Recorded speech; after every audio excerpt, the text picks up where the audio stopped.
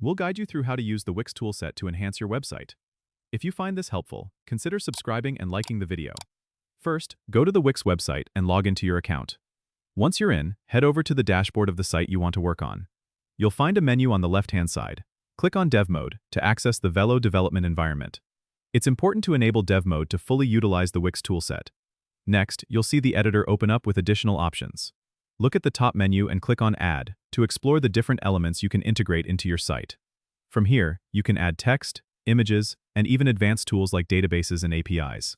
For instance, if you want to add a contact form, click Add, then select Contact, and drag it to your desired spot on the page.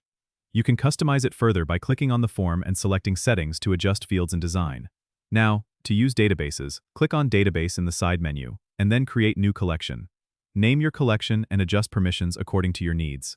This allows you to store and display dynamic content. Remember, you can also add custom code by clicking on Code Files in the Velo panel if you need more specific functionality.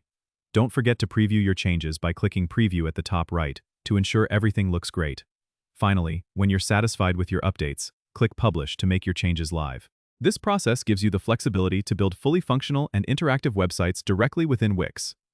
Don't forget to subscribe and comment if this helped you out.